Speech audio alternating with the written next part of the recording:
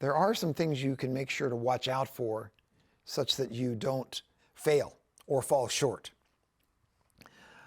Remember that what was the number one reason again that we mentioned several episodes ago about why people don't ensure, why people leave their job? It was because they had they lost that sense of meaning. They didn't feel that, why am I here? I'm just selling things, or I'm just fixing things, and what's the bigger purpose?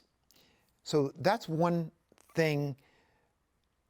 Don't allow yourself to think that you're trying to save the world in this new job. In a way, with the military, you were trying to save the world, or at least save the lives of yourself and of your team and of your platoon or your section, whatever it was. You were trying to save the world. In the commercial world, don't allow yourself to use that same criteria to judge the value of what you're doing.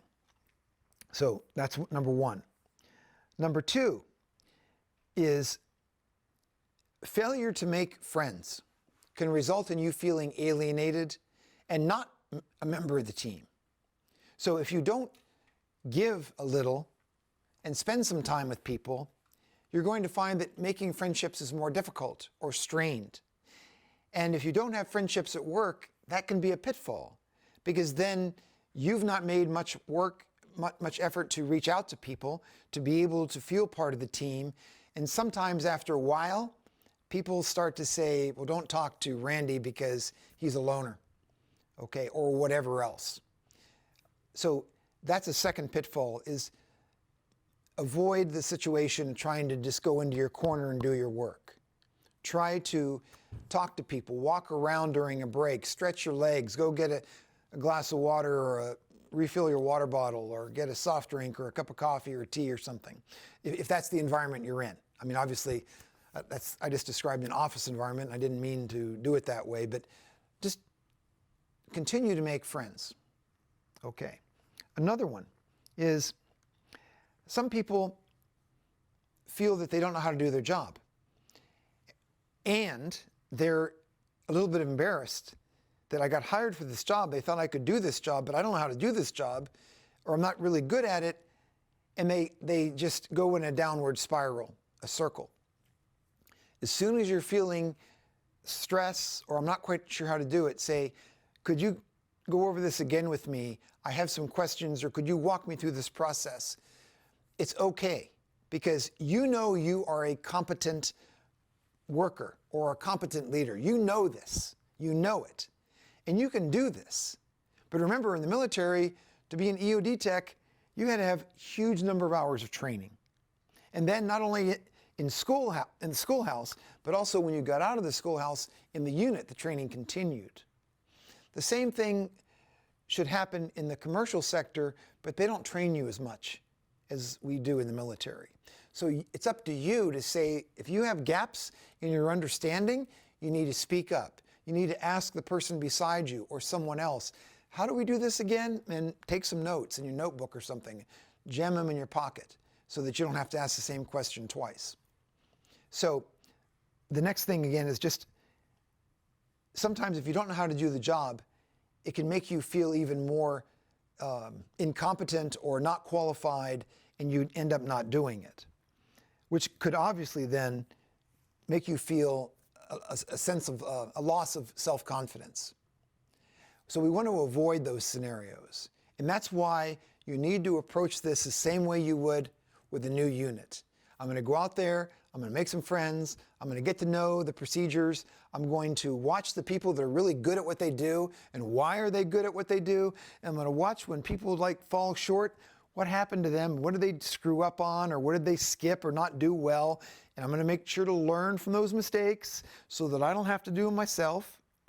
And then if you do these kind of things, you're going to avoid a lot of the pitfalls that people typically do when they get into a new job, or they can do, not they do, but they could do. The last thing is, remember, please, avoid, back in the Army, back in the Navy, back in the Air Force, we did it this way. Don't do that. And also, so avoid telling war stories, avoid acronyms, avoid falling into the military ease. That culture is behind you. It's still part of who you are, but it's not the culture of the new company you're at. So acknowledge that in your head, and don't feel you're trying to bring the Army, Navy, Air Force, Marines, Coast Guard into the job with you, because unless it's a defense contractor or some other related activity, they're going to wonder, has this person not been able to move on? Which could then further alienate you. So that part of your life is behind you now. You can deal with that in other ways, volunteer, VFW, American Legion, and so on, but it may not be appropriate in the workplace, and it's okay. It's okay. So these are some of the things to be aware of as you kind of jump into your job. A few more ideas. One thing in the military that when we're good at it, it works great. We have the concept of brief back. In other words, your leader will tell you, here's your mission. I need you to go do this, this, and this by this, and this is what success looks like. And you just don't run off and do it. What you do is you then say, okay, sergeant or lieutenant or whatever it is, so the mission is do this, this, and this by this, by this, by this, and this is whatever. You brief back the mission. You should do the same thing in the commercial marketplace, especially when you start your job. When I coach senior executives, it's amazing how many times a senior executive will say to a person, okay, I need you to go do this marketing plan or develop this or do this. And the person, not wanting to appear stupid, runs off and spends countless hours doing something and comes back and gives it to the boss, and the boss goes, that's not really what I wanted. It happens all the time. But guess what? The concept of a military briefback will reduce the odds of failure significantly and increase the odds significantly that you're going to hit the mark, but you're clarifying the target. Second tip is, depending on the size of the company. Now, tiny companies, ma and pa operations won't have this, but find out if there is a veterans support group in the organization. Most large companies do have a veterans employee support group, ESG.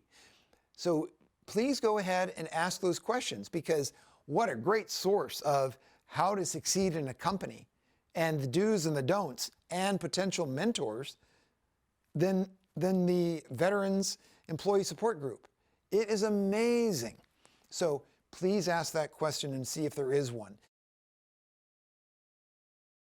Maintaining resilience and positive mental health is one of the most important things we can do for ourselves, and if we have a spouse and family, for them as well. You can't take care of others if you can't take care of yourself. You got to start there. It gets back to that idea of saying, I will take care of myself. I commit to take care of myself. I'm going to start with the first item, which was the last item I mentioned just a moment ago, which is, to maintain a positive attitude, you have to also realize you're not an island, and you have to physically talk to people. Mentioning it twice in the past 3 minutes, it might sound like too much. It's not. Write this down. Talk to your spouse, talk to your friends, talk to your parents, talk to other people. That's one way. Second way, you got to exercise. And you say, oh, I did that in the military, I don't need to exercise anymore. That's not true. Everybody needs exercise. By the way, the third point is get a dog. But let me take the dog one back as an example for the exercise. If you have a dog and you never walk the dog could be running around the house crazy and tearing stuff up.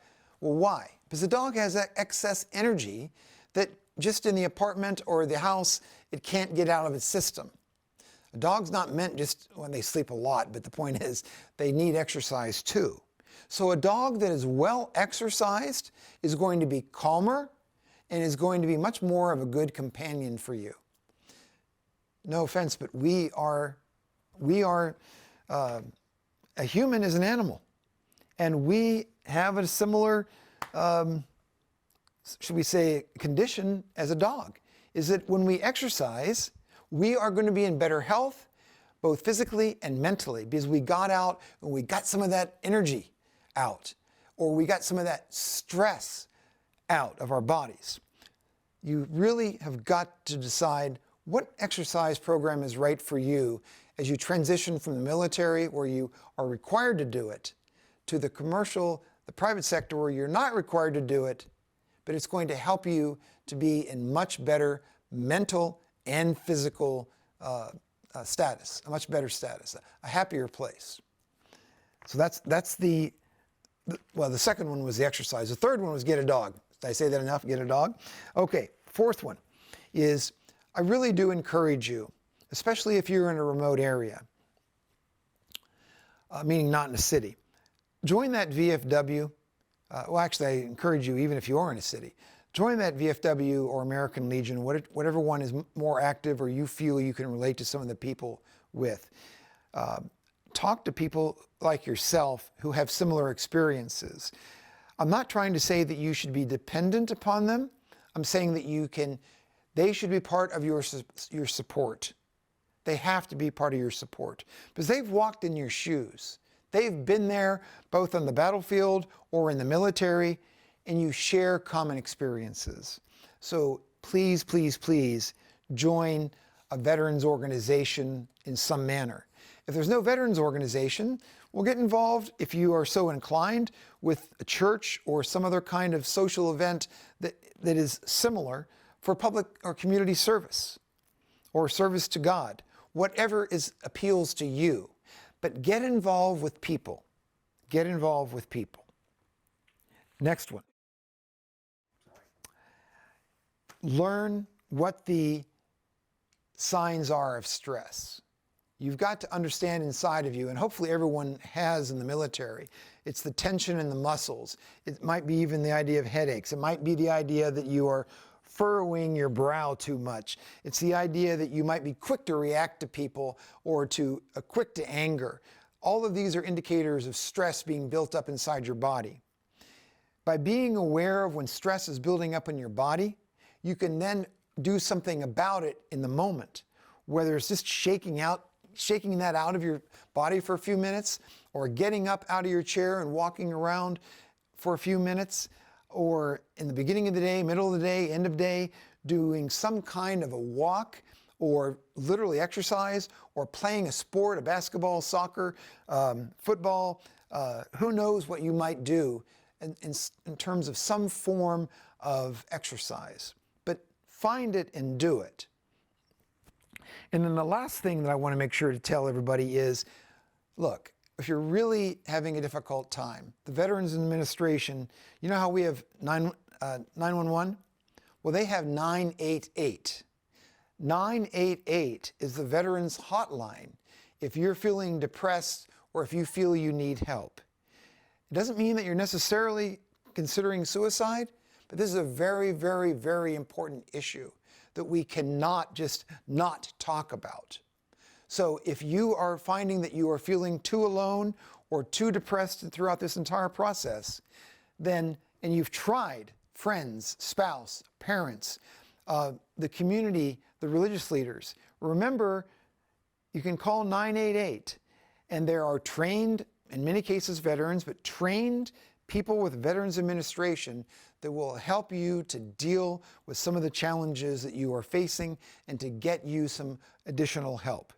So I'm not saying that you need to call that number, but it's there for you by law, and you earned it. And sometimes some of the things we've been through could cause us to be in that difficult space. So remember that, 988. And if you don't use it for yourself, remember it for other veterans, and remember to pass that on to them as well. Now, I'm hoping that you won't ever need to be in that space where you would need that extra help. It is there for you. I think if you review the things we've talked about in this episode, about working with others, developing friendships, asking questions, knowing that you're not alone, Googling other veterans groups, talking to people, and being more open, that should allow you to be more successful, not only in your next job, but quite frankly, just to be happier and more successful in general.